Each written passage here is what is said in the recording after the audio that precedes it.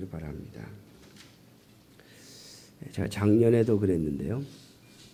또 재작년에도 그렇고 어린이 주일이 되었을 때 저는 우리 성도님들에게 그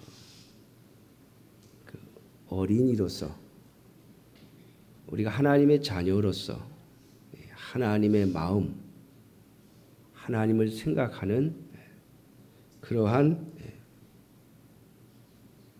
하나님의 자녀로서 하나님의 마음을 알고 아버지의 마음을, 그 부모의 마음을 가지고 우리 아이들을 대하자라고 하는 그런 취지의 설교를 하고요.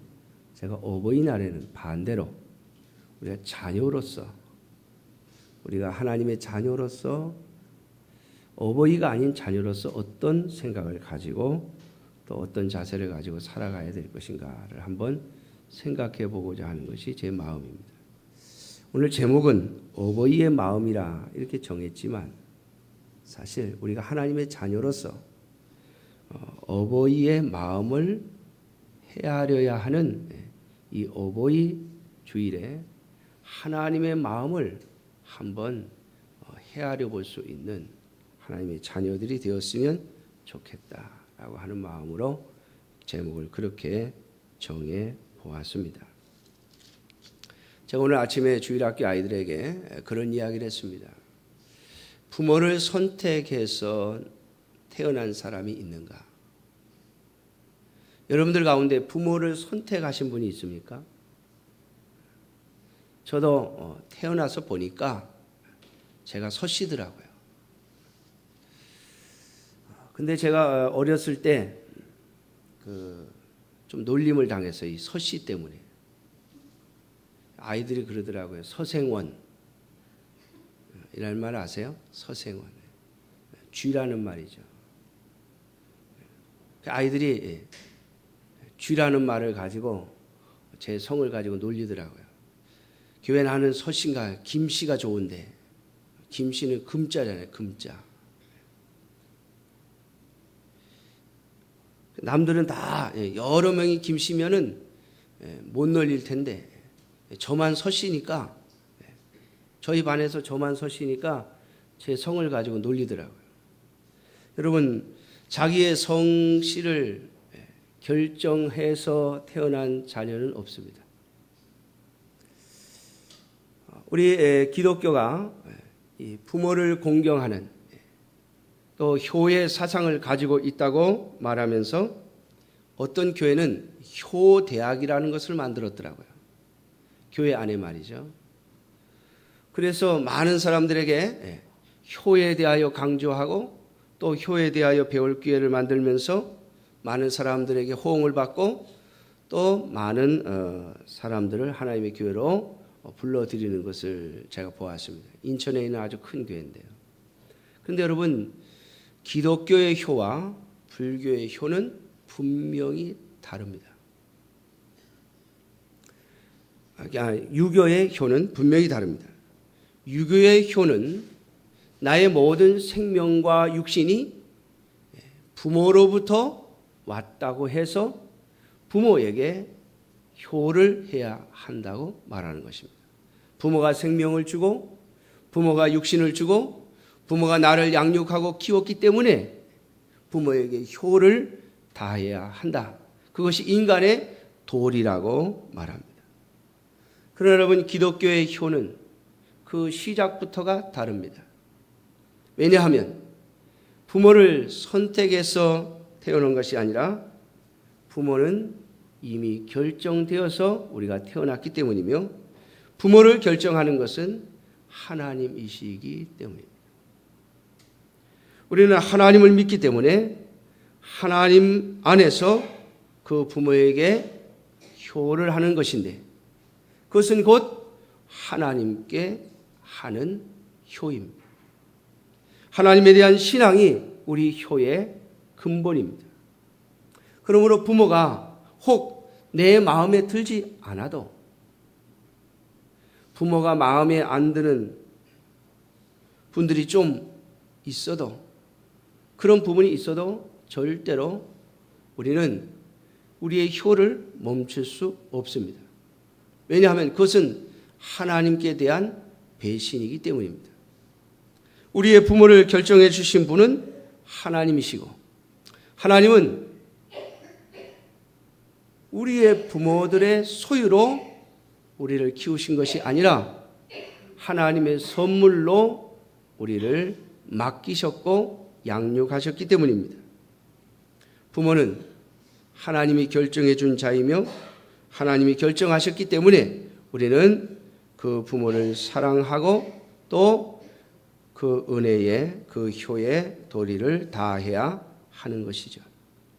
사랑하는 성도 여러분, 오늘 이 원리는 우리 하나님의 백성들, 하나님의 자녀들에게도 동일한 원리로 적용되고 있습니다. 여러분들 중에 자라시면서 또 성장하시면서 내가 하나님을 택해서 하나님의 백성이 되어야 되겠다고 작정하고 태어나신 분이 있습니까?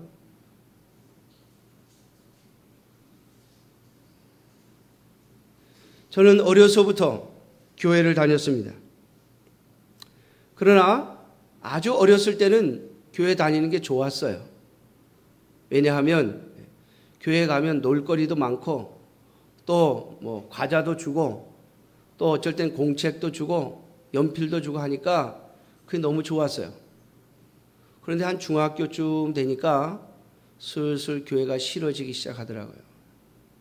왜냐하면 하지 말라는 것도 많고 또 마음대로 일요일이라고 어디 놀러도 못 가겠고 또 부모님들은 주일만 되면 교회에 가야 된다고 생전 부모님들이 저희들을 데리고 어딜 일요일 날 놀러 가는 법도 없고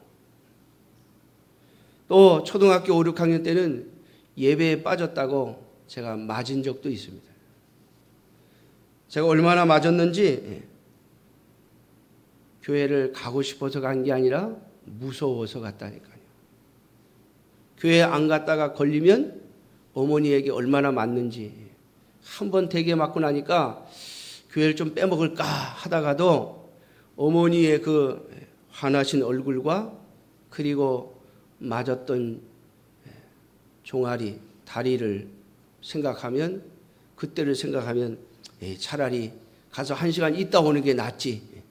괜히 그거 빠졌다가 얻어 터져서 여기저기 피멍 드는 것보다 낫지. 이런 생각을 가지고 교회를 다녔다니까요.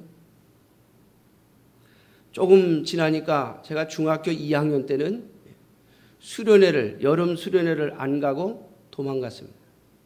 아주 교묘하게 머리를 써서 빠졌습니다. 첫째는 돈이 없다는 이유로, 둘째는 학교에 가야 된다는 이유로 머리를 써서 중학교 2학년 때 수련회는 제가 빠져버렸습니다. 여러분, 정말 우리가 하나님을 택한 것입니까? 아니죠. 하나님이 우리를 택하신 것입니다. 우리의 하나님 아버지는 내가 결정한 것이 아니라 하나님이 결정해 주신 것입니다. 부모를 결정하지 않았듯이, 내가 부모를 선택하지 않았듯이 우리가 하나님을 선택한 것이 아닙니다. 하나님이 우리를 선택하여 우리를 하나님의 자녀라 부르신 것임을 잊지 말아야 할 것입니다. 그러므로 사랑하는 성도 여러분, 우리가 하나님을 섬기며 하나님 앞에 영광과 찬송을 돌려야 하는 것은 우리가 하나님을 선택했기 때문이 아니라 하나님이 우리를 선택해 주셔서 우리로 하나님의 아들, 하나님의 딸, 하나님의 자녀를 만드셨기 때문입니다. 그렇게 슬금슬금 교회로부터 멀어지기 시작하는 그 시점에 참 감사하게도 하나님이 저를 만나주시고 저를 불러주셔서 하나님이 어떤 분인가를 제 영혼이 깨달아 그때부터 하나님과 함께 동행하며 지금까지 살아오고 있습니다. 여러분들은 언제 하나님을 만나셨고 언제 하나님의 은혜를 입으셨습니까? 여러분들을 만나주신 하나님은 여러분들이 선택한 것이 아니라 하나님의 선택을 받아 만나주시는 은혜를 입은 것입니다. 오늘 본문을 보면 하나님은 이스라엘 백성들에게 여호와께로 돌아오라고 호세아 선지자를 통하여 말씀하고 있습니다. 왜냐하면 이스라엘이 하나님 앞에 범죄하고 그들이 하나님 앞에 징계를 받았기 때문입니다. 그래서 하나님은 이스라엘 백성들에게 하나의 샘플을 만드시는데 호세아라고 하는 선지자를 세우시고 그 선지자에게 너 가서 한 여인을 데려다가 너의 아내로 삼으라. 그런데 이 여인이 남편을 버리고 도망을 갑니다. 다른 남자가 좋다고 다른 남자를 따라 남편을 배신하고 떠나갑니다. 그때 하나님께서 이 호세아 선지자에게 말씀하시기를 너는 가서 너의 아내 고멜을 다시 찾아와라. 이 고대 근동 지방에서는 여자와 결혼을 할 때는요 돈을 주고 그 부모님들에게 돈을 주고 결혼을 했어요. 그걸 우리는 지창금이라고 하죠. 그동안에 키워주시고 또 길러주셔가지고 얼마나 돈이 많이 들어갔습니까? 그래서 딸을 데려올 때는요 반드시 지창금을 주고 데려왔어야 해요. 앞으로는 우리나라도 그렇게 될 것 같아요. 분위기를 보니까 점점 그렇게 될 것 같아요. 얼마 전에 뉴스를 보니까 그런 뉴스가 나오더군요. 어버이날 선물을 하는데 친정 부모에게는 명품 가방을 하고 시댁 부모에게는 와이셔츠하고 넥타이를 한다나요? 값이 너무 다르다고 말이죠. 그만큼 여성들의 위상이 점점 올라가고 있어요. 어느 순간이 가면 아마도 돈을 들여야만 결혼을 할 수 있는, 여자를 데려올 수 있는 시대가 올지 모르겠어요. 제가 알기로는 중국에서는 그렇게 하는 걸로 알아요. 결혼을 하려면 남자가 돈이 없으면 절대로 여자를 데려올 수 없습니다. 또 웬만큼 가지지 않은 사람에게는 시집도 안 가요. 중국도 이미. 사랑하는 성도 여러분, 그런 고대 근동 지방의 문화 속에서 하나님은 이 호세아 선지자에게 너의 아내를 가져 돈을 들여서 다시 데리고 오라고 합니다. 아니, 나 싫다고 나를 배신하고 다른 남자가 좋다고 간 그 아내를 왜 데리고 오라고 합니까? 차라리 그 돈이면 다른 정결한 여자를 다시 아내로 맞이할 수 있을 텐데 말이죠. 근데 하나님은 호세아 선지자에게 그렇게 말합니다. 가서 호세아가 그렇게 데려오지요. 하나님은 그것을 경험하게 하시면서 호세아에게 너는 이스라엘 백성들에게 가서 외치라고 말합니다. 나 여호와께로 돌아오라고. 여러분, 호세아의 마음이 어떻겠어요? 그 자신을 배신하고 다른 남자와 살겠다고 나가버린 그 여인을 가서 도로 찾아가지고 온다고 할 때 이 호세아의 마음은요 굉장히 불편했을 것입니다. 그러니까 시키니까 하는 거지. 하나님이 선지자는 선지자예요. 하나님이 시키니까 할 수 없이 하지만은 여러분 그 아내를 데려온다고 하는 것은 얼마나 기분 나쁜 일이에요. 얼마나 속이 상하는 일이겠어요. 그럼에도 불구하고 호세아는 그 일을 경험합니다. 왜냐하면 하나님께서 호세아에게 이스라엘 백성을 향한 하나님의 마음을 알게 하시려고 그렇게 하신 것이기 때문입니다. 호세아의 이 외침은 자신이 직접 하나님의 마음을 경험하고 하나님의 마음을 느끼면서 외칠 수 있도록 하시기 위해서 이렇게 시키신 것이고, 하나님은 그 호세아를 통하여서 오늘 이스라엘 백성들을 향하여 말씀하십니다. 여호와께로 돌아가자고 말이죠. 사랑하는 성도 여러분, 하나님이 우리를 택하셨기 때문에 하나님은 우리를 결코 버리시지 않습니다. 오늘 저는 여러분들에게 이런 말씀을 드리고 싶습니다. 여러분, 우리가 부모를 선택해서 결정할 수 없듯이 우리의 자녀도 우리가 선택해서 결정한 것이 아닙니다.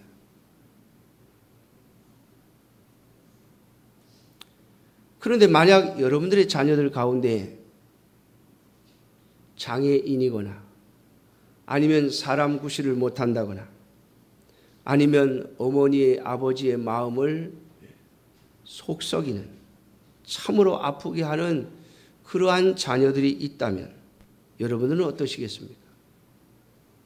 우리 교회 성도님들 가운데 그런 분이 있습니다. 저를 만날 때마다 목사님 우리 아들 때문에 제가 아주 못 살겠어요. 내가 떠나야 되려나 봐요. 막 그러는 분이 있어요. 그런데 여러분, 그분은 절대로 못 떠납니다. 제가 알아요. 저희 아버님이 돌아가셨지만은 저희 집에 막내가 그렇게 속을 썩이는데 뭐 속을 썩일 때마다 막 화를 내시고 저희 아버님 거의 화를 안 내시는 성격인데 막 화가 나셔가지고 막 투덜투덜 하세요. 그래도 절대로 못 내보내고. 저희 어머님도 그렇습니다. 속을 썩이니까 저놈은 없어졌으면 좋겠다. 내 눈앞에서 아예 안 보였으면 좋겠다. 그러세요. 그런데 또 어느 순간이 되면 야, 걔 잘 있나 전화 좀 해봐라. 본인은 안 하시면서 저보러 해보래. 여러분, 그것이 부모의 마음이 아닙니까? 하나님은 우리를 그저 돈을 주고 사신 소유물로 생각하시는 것이 아니라 우리를 하나님의 자녀로 여기고 계시다고 하는 겁니다. 그러므로 사랑하는 성도 여러분, 오늘 하나님은 호세아 선지자를 통해서 자신의 그 아픈 마음, 자녀의 죄에 대하여 징계하면서 다시 돌아오기를 원하는 그 마음을 선지자를 통해서 표현하고 계십니다. 여러분, 우리 인간의 부모는요, 자녀에 대하여 절대로 정의롭지 못합니다. 우리 그런 말 있죠? 팔이 어디로 굽어요? 안으로 굽는다. 내 자녀와 다른 사람의 자녀를 똑같은 기준을 가지고 평가하지 못합니다. 다들 보면 우리 자녀가 제일 잘났고 우리 자녀가 제일 효도 잘하고 우리 자녀가 남들에 비하면 장점이 더 많다라고 하는 생각을 가지고 있습니다. 어떤 분들은요, 막 화를 내시는 분들이 있어요. 당신은 뭔데 그렇게 자녀 자랑을 많이 하느냐고. 여러분, 그건 당연한 거예요. 아무리 못났어도 10개를 잘못해도 1개만 잘하면 그 1개 잘한 것을 드러내고 싶은 것이 부모의 마음이죠. 여러분, 그러나 하나님은 우리와 좀 다릅니다. 하나님은 공의의 하나님이에요. 제가 지난 수요일에 말씀드렸던 것처럼 하나님은 공의를 세우시는 하나님이에요. 공의의 하나님이십니다. 그러므로 이스라엘의 범죄를 결코 그냥 넘기실 수 없기에 그들을 찢으셨다고 말씀하고 있습니다. 하나님은 오래 참아주셨습니다. 오래 기회를 주셨습니다. 그러나 그들의 범죄를 그냥 넘기실 수는 없었습니다. 그래서 이스라엘을 찢으시고 그리고 주님은 선지자를 보내어 말씀하십니다. 돌아오라고. 제발 돌아와다오. 내가 너를 찢었지만 돌아오면 다시 회복시켜 주겠다고 말이죠. 내가 다시 싸매어 주겠다고 말씀하시며 호세아 선지자를 통하여 하나님은 우리에게 또 외치고 계신 것입니다. 사랑하는 성도 여러분, 오늘 이 어버이 주일을 기념하면서 우리가 이 하나님의 마음을 알 수 있기를 주님의 이름으로 축원합니다. 많은 분들이 어버이날이니까 어버이 주일이니까 이 어버이 된 내 심정을 좀 알아달라. 내 심정을 알아달라.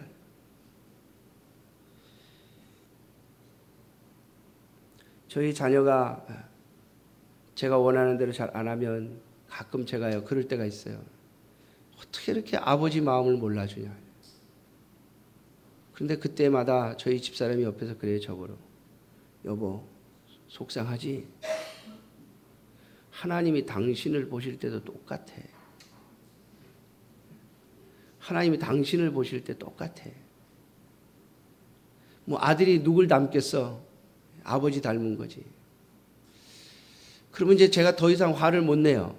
화를 내려고 하다가도 이제 그게 가슴에 탁 걸려가지고.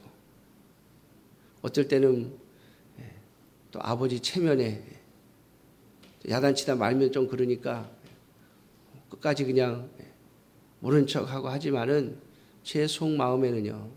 그래. 하나님이 이 아들을 통해서 나를 가르쳐 가시는구나. 이 딸을 통해서 나를 가르쳐 가시는구나. 사랑하는 성도 여러분, 여러분들의 자녀들을 볼 때 마음이 아프시고 속상하십니까? 그것만 보지 말고 하나님과 나 사이를 볼 수 있는 여러분들이 되시기를 주님의 이름으로 축원합니다. 하나님이 우리에게 원하시는 것은 하나입니다. 그것은 바로 하나님께로 돌아오라고 하는 것입니다. 하나님께로 와서 하나님께 다시 와서 하나님이 왜 나를 찢으셨는지, 하나님이 왜 나를 고통스럽게 하시는지, 하나님이 왜 나를 이렇게 하셨는지 보라는 말입니다. 사랑하는 성도 여러분, 하나님은 우리에게 두 가지 마음을 가지고 계십니다. 첫째는 기다리시는 마음입니다. 제가요 처음에는 막 속을 끓이다가요 하나 터득한 게 있어요. 그게 뭐냐면 기다려야 되겠구나. 기다려야 되겠구나.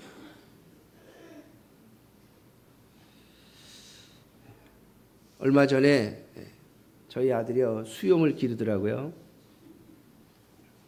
수염을 막 이렇게 길러요. 그래서 저는 평생 수염을 길러본 적이 없어서 그러면 제 의식이죠. 제가 그랬어요. 야, 그거 좀 깎아라. 넌 무슨 뭐 이렇게 털보도 아니고 뭐 수염도 별로 이렇게 많이도 안 나는데 뭘 그걸 기르냐고 제가. 그러니까 아들이 그래요. 내비두래요. 내가 기르고 싶어서 기르는데 왜 아버지가 간섭하냐고. 제가 그래도 몇 번 얘기해서 근데 안 들어요. 그래서 기다리자요. 기다려야지 별 수 있습니까? 근데 어느 날 자기가 깎아버렸어요. 제가 왜 깎았는지 아직 자세히 안 물어봤습니다만 여러분 하나님은요 우리를 기다리고 계시다는 사실을 잊지 마세요. 우리가 다 잘해서 하나님이 그냥 있는 게 아니에요. 기다려 주시는 거예요. 우리가 깨닫고 돌아오기를 기다려 주시는 거예요. 또 하나 하나님께서 기다리다 못해 우리를 치시는 경우가 있어요. 여러분 그때도 두려워하지 마세요. 하나님이 우리에게 원하시는 것은 돌아오라는 거예요. 하나님이 우리를 멸망시키고 싶은 마음이 없으세요. 여러분들이 부모로서 자녀가 망하기를 바라고 자녀의 인생이 끝나기를 바라는 부모가 있습니까? 아닙니다. 절대 아니죠. 우리는 우리의 자녀들을 끝까지 지켜주지 못할 때도 있습니다. 그러나 하나님은 결코 우리를 버리지 아니하실 것입니다. 왜 하나님께서 호세아 선지자에게 돈을 주고 고멜을 다시 데리고 오라고 했는지, 그를 다시 불러오라고 했는지 고멜은 이해할 수 없었습니다. 다른 아내를 사오면 될 텐데. 사랑하는 성도 여러분, 하나님도 그런 마음이 없으시겠습니까? 우리가 아닌 다른 자들로 얼마든지 하나님의 백성 만드실 수 있습니다. 그럼에도 불구하고 하나님은 우리를 버리시지 않습니다. 한번 하나님의 자녀가 된 자는 결코 버리지 않습니다. 그러므로 이 주님의 약속이, 이 주님의 말씀이 오늘 저와 여러분들에게 위로와 경고가 되어지기를 주님의 이름으로 축원합니다.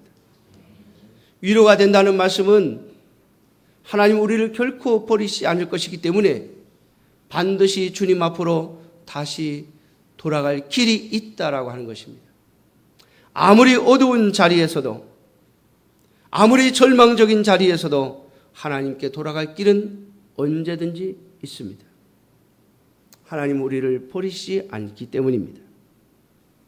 두 번째로 경고가 되어야 된다는 말씀은 하나님은 우리를 도로 부르시기 위해서 어떠한 값도 지불하실 거라고 하는 것입니다. 사랑하는 성도 여러분, 하나님은 우리에게서 무엇을 거두어서라도, 우리의 생명을 빼놓고 그 무엇을 거두어서라도 우리를 하나님의 존전으로 다시 불러드릴 것이라고 하는 것이 주님의 경고입니다. 그러므로 사랑하는 성도 여러분, 하나님 앞에 언제나 돌아가는 마음을 먹는 저와 여러분들이 되시기를 주님의 이름으로 축원합니다. 자, 오늘 본문 3절에 보면 그러므로 우리가 여호와를 알자, 힘써 여호와를 알자라고 선지자는 외치면서 4절에 이렇게 말씀하십니다. 에브라임아 내가 내게 어떻게 하랴, 유다야 내가 내게 어떻게 하랴. 너희의 인애가 아침 구름이나 쉬 없어지는 이슬 같도다. 여러분, 주님은 우리를 향하여 말씀하십니다. 우리의 인애가 아침 구름이나 쉬 없어지는 이슬 같다고요. 여러분, 하나님이 우리에게 원하시는 것, 그것은 바로 주님을 향한 변함없는 사랑입니다.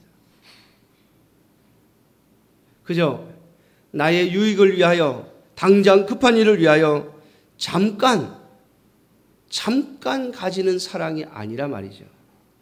우리는 참 쉽게 하나님을 사랑한다고 말하고 하나님 앞에 쉽게 엎드립니다. 그러나 주님은 우리를 향하여 말씀하십니다. 내가 너희에게 준 사랑이 영원한 것처럼 너희도 나를 향한 사랑이 영원해야 한다고 말이죠.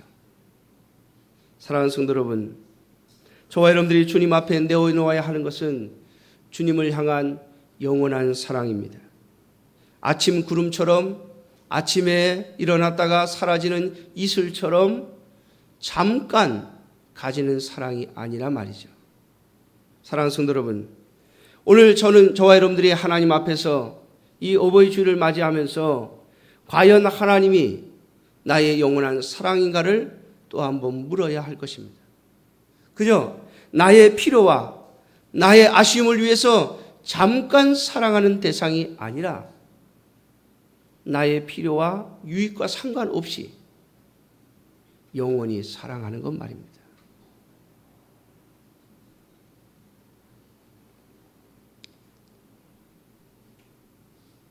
어제 제가 전에 우리 교회에 계시던 우리 이민명 권사님과 장훈 성도님이 계셨는데, 이민명 권사님의 추도 일이 되어서 제가 추도 예배 드린다고 저 이천을 잠깐 갔다 왔습니다.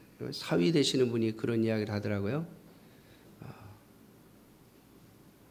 이분은 감리교회를 다니시는데 자기 같이 교제하는 구역 식구들을 모아놓고 이분이 이런 이야기를 했대요. 여러분, 11조를 할 때 하나님이 뭘 줄 거라고 계산하고 하시면 안 됩니다. 11조를 하면 그만큼 손해지 않습니까? 남들은 10개를 갖고 사는데 11조 하고 나면 난 9개 가지고 살아야 되니까 손해입니다. 근데 11조를 하나님께 드리면 하나님이 더 많이 준다는 생각을 가지고 11조를 하시면 그것은 올바른 신앙생활이 아닙니다. 11조는 하나님의 백성이기에 당연히 해야 되는 것입니다 라고 구역 식구들을 가르쳤대요. 근데 얼마 안 있다가 그 교회 목사님이 불러가지고 막 야단치더랍니다. 아니 어떻게 11조 하지 말라는 얘기를 할 수 있느냐고. 성도들에게. 구역장이 돼가지고 감리교는 속회라고 그러죠. 속회장이 돼가지고 어떻게 식구들한테 11조 하지 말라고 말할 수 있느냐. 여러분 맞습니다. 저는 그분의 가르침에 전적으로 동의합니다. 만일 내가 아직 드릴 마음이 없으면 안 드려야 됩니다. 아십니까? 그리고 하나님 앞에 정직하게 고백해야 됩니다. 난 아직 드릴 마음이 안 생겼습니다. 그런 거 보니까 내가 아직 주님을 더 깊이 못 만난 것 같습니다. 하나님, 남들도 하는데 왜 나는 할 마음이 안 생깁니까? 할 수 있는 마음 나도 가지게 해 주십시오. 여러분 사랑을 해 보셨어요? 사랑하는 사람은 사랑하는 사람을 위해서 무엇을 주고도 아깝지 않습니다. 내가 줬다고 그 사람이 돌려주지 않는다고 투덜거리지 않습니다. 진정한 사랑은 그저 주는 것이지 않습니까? 하나님께 우리가 무엇을 드릴 때는 하나님이 우리에게 원하시는 것은 물질이 아니라 사랑입니다. 하나님은 이스라엘 백성들에게 그것을 원하신 것입니다. 그런데 오늘 이스라엘 백성들은 하나님에 대한 사랑을 내려놓았습니다. 그리고 자신들에게 유익이 되는 것에만 하나님을 사랑한다고 말했다는 것입니다. 그래서 하나님은 이스라엘 백성들을 징계하신 것입니다. 그리고 그들에게 말씀합니다. 나는 너희에게 진정한 사랑을 원한다고요. 오늘 6절 말씀, 나는 인애를 원하고 제사를 원하지 아니하며. 여러분, 이 인애는 하나님께서 우리에게 요구하시는 사랑을 말하는 것입니다. 사랑하는 성도 여러분, 우리의 부모님들이 우리에게 원하시는 것이 명품 가방입니까?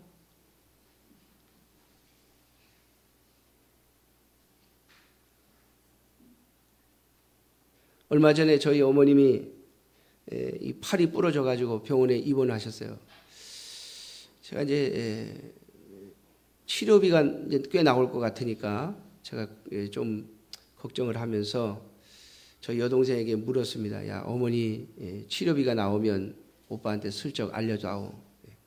얼마가 나오면 내가 담을 얼마라도 좀 드렸으면 좋겠다. 그래서 제가 그런 마음을 가졌어요.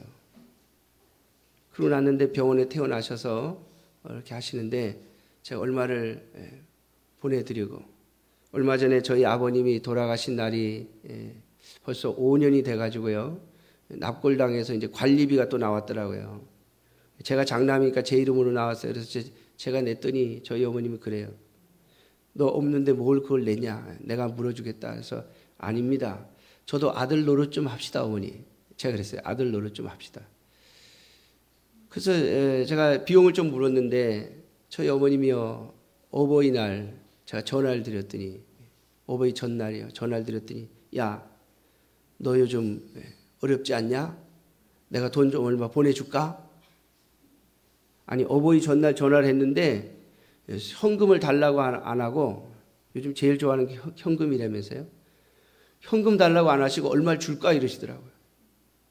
여러분, 이게 어머니의, 아버지의 마음 아닙니까? 그런데 우리는 자꾸 하나님께 뭘 드리면 하나님이 무척 기뻐하실 거라고 생각해요. 여러분, 하나님은 우리가 뭘 드려서 기뻐하시는 게 아니라 우리가 하나님을 사랑하는 마음이 우리의 심령에서 차고 넘칠 때 그걸 기뻐하시는 거예요. 여러분, 하나님의 마음을 좀 헤아릴 수 있는 저와 여러분들이 되시기를 주님의 이름으로 축원합니다. 정말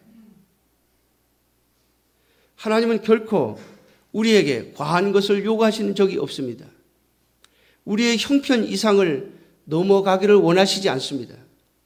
그러나 분명한 것은 우리가 어떤 형편에 있든 어떤 자리에 있든 무엇을 드리든 우리의 가슴 속에 하나님을 향한 사랑이 있기를 원하시는 것입니다.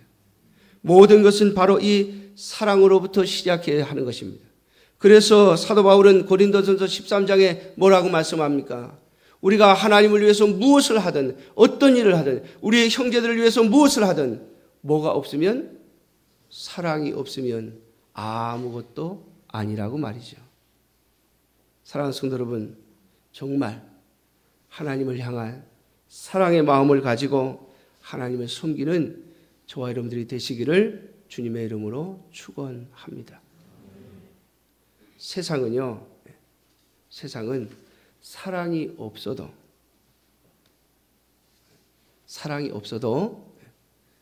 물질만 주면 좋아합니다.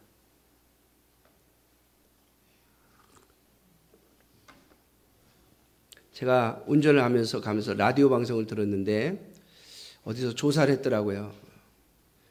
요즘 이제 봄이 되니까 경조비가 많이 나가니까 얼마씩 경조비를 내느냐, 한 달에 몇 번 정도 경조비를 내느냐 통계가 나왔는데 보통 한 달에 한두 번씩은 경조비를 낸대. 이 봄 가을로 누가 결혼식 한다 뭐 한다 그러면 경조비를 내는데 평균 얼마 내느냐 하더니 5만 원 낸다고 나오더라고요, 뉴스에. 그런데 왜 하느냐? 그게 부담이 되는데 왜 하느냐? 말은 다 부담된대요. 그런데 왜 하느냐 그랬더니 관계가 깨질까 봐. 그거 안 하면 서로 관계가 좋아지지 않을까 봐 한대요. 여러분, 세상은 그게 통합니다. 맞습니다. 저도 어떨 때 보면요, 없으면 어디서 빌려서라도 아니면 어디서 꼬서라도 경조비 냅니다. 왜? 그거 안 하면 서로 관계가 안 좋아질지 모르니까. 그렇지 않아요? 나하고 친한 줄 알았는데 보니까 내가 결혼식 하는데 아니 무슨 행사하는데 경조비 축의금을 이렇게 안 했어? 아니 10,000원밖에 안 했어? 20,000원밖에 안 했어? 이러면 그 관계가 깨집니다. 참 우리나라의 문화죠. 그런데 여러분, 하나님과의 관계 속에서는 절대 그런 마음이 통하지 않습니다. 제가 그래서 여러분들에게 항상 말씀드리죠. 여러분, 하나님을 사랑하는 마음이 없이 드리는 예물은 하나님도 안 받으시고 여러분들만 손해입니다. 하나님이 안 받으시네요. 교회는 받습니다. 여러분들 헌금한 거 교회는 다 받습니다. 뭐 봐가 이분은 믿음이 없는데 헌금을 많이 했네. 와보세요. 이거 너무 많이 했습니다. 가져가세요. 이렇게 안 합니다. 교회는 헌금함을 한 대로 다 받습니다. 돌려드리는 법이 없습니다. 그러나 하나님은 거절하실 수 있다는 사실을 잊지 마십시오. 하나님은 우리에게 사랑을 원하십니다. 그 사랑을 가지고 하나님 앞에 엎드리는 저와 여러분들이 되시기를 주님의 이름으로 축원합니다. 사랑하는 성도 여러분, 마지막으로 하나만 더 말씀드리려고 합니다. 여러분, 어버이의 마음은 자녀가 속을 썩일 때는 야단도 치고 매도 들지만 자녀가 무엇인가 잘 해보려고 하고 또 자녀가 무엇인가 바르게 살아보려고 하면 아무것도 아끼지 않습니다. 여러분, 그렇지 않습니까? 내 자녀가 바르게 살아가려고 하고 내 자녀가 과거의 잘못을 회개하고 아버지 내가 잘못했습니다. 내가 이제 똑바로 하겠습니다. 바르게 하겠습니다. 그러고서 바르게 나아가는 것을 보면 빚을 내서라도 그 자녀가 일어설 수 있도록 도와주고 싶은 것이 부모의 마음. 그렇죠? 사랑하는 성도 여러분, 오늘 내가 힘들고 어렵다고 힘들고 어려운 것 가지고 투덜대지 말고 내가 하나님 앞에 바르게 서 있는가를 점검하십시오. 내가 하나님 앞에 지금 바른 길을 가고 있는가를 점검하십시오. 우리가 하나님께로 돌아와서 우리의 마음을 하나님께 두고 하나님을 사랑하는 마음을 가지고 바른 길을 가려고 하면 하나님은 우리를 위해서 아무것도 아끼지 않을 것입니다. 여러분, 하나님은 그만한 권능이 있으십니다. 하이 목사님, 나는 우리 부모님도 가진 재산이 없고 나도 가진 재산이 없고 나 아무것도 없는데. 여러분, 하나님은 가능하십니다. 하나님은요.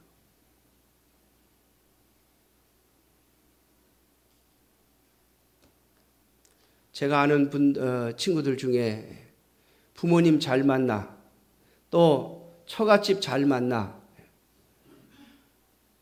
수억의 돈을 끌어다가 쓸 수 있고, 또 수억의 돈을 물려받아 건물을 사고 땅을 사고 큰 교회를 짓고 많은 성도들이 모이는 교회에 목회하는 그런 친구들이 있습니다.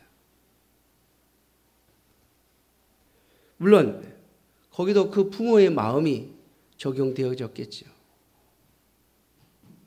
그러나 사랑하는 성도 여러분, 보십시오.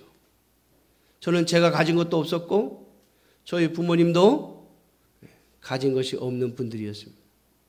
그럼에도 불구하고 하나님께서 오늘처럼 목회하게 하고 계시지 않습니까? 제가 지난 금요일에 한 250명 모이는 서울의 교회 금요 기도회에 가서 설교를 하고 왔습니다. 예배 마치고 그 친구 목사님과 1시간 동안 대화를 했는데, 제가 이런저런 이야기를 할 때마다 그 친구 목사님 그럽니다.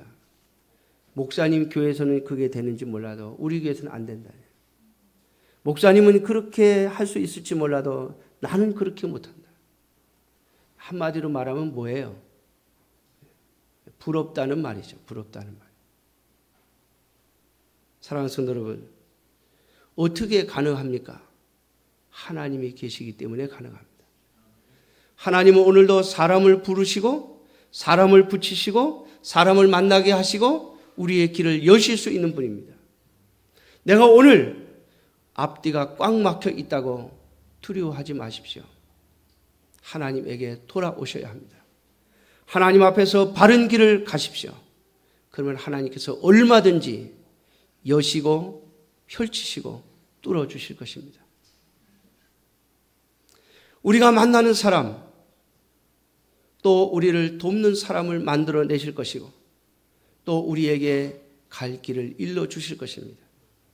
여러분, 부모의 마음에서 자녀가 바른 길을 가려고 할 때 어떻게 해서든지 그 자녀의 길을 돕고 그 자녀가 일어설 수 있도록 해주고 싶은 마음을 갖는 것처럼 우리가 하나님 앞에서 바른 길을 가려고 하고 하나님이 원하시는 길을 가려고 하면 하나님은 얼마든지 우리를 도우시고 그 길을 여실 것입니다.